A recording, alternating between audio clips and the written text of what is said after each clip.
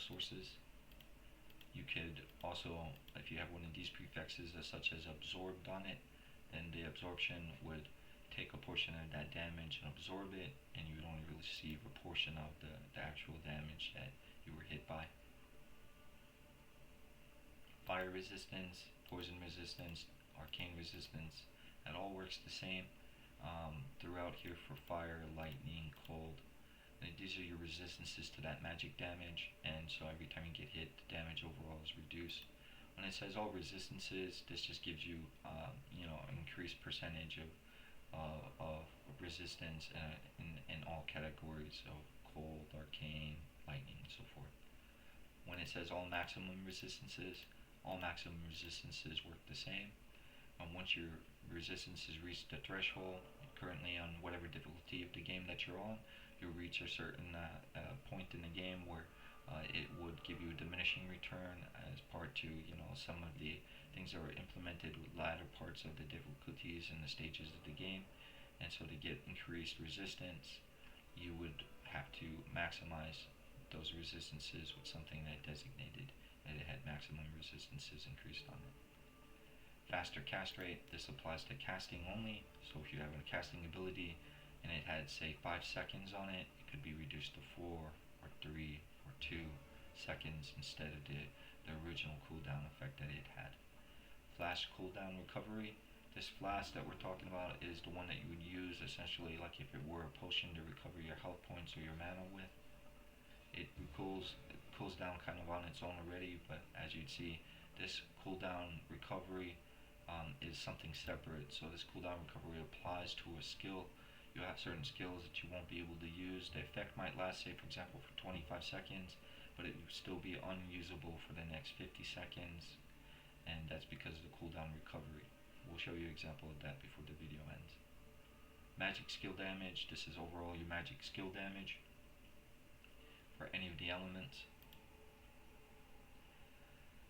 All skills. When you put something in all skills, it will, every ability that you had a point in that you've unlocked on your skills tree, then on that area it would also have a skill that was improved. So all skills, it might give something to that skill, a point or so forth. Physical skills. Physical skills are, again, a specific class of its own attacking type, and it's separate from cold, arcane, fire, and lightning skills. We're going to check these off because we know that physical is for physical attacks specifically, and we know that arcane is magic, and we know that fire is magic and lightning and so forth.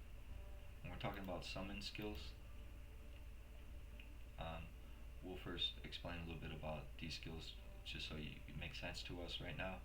Poison skills, this is just going to increase the overall damage that poison skill could do, but you'd first had to have additive damage to it in order to incorporate the poison skills, the lightning skill, or the fire skill, additional damage that it might do in the future. This is the additive portion where you have additive fire. This is where you actually apply it to the weapon by placing something on your weapon. It says additive on it. You will be able to imbue that weapon, that armor, that gear with that quality. When it says flat, that means even if they have a resistance to flat poison or flat lightning skill damage and so forth, you would ignore that, and you would just do a flat amount of damage, a guaranteed amount of DPS, damage per second, to them when you'd hit them.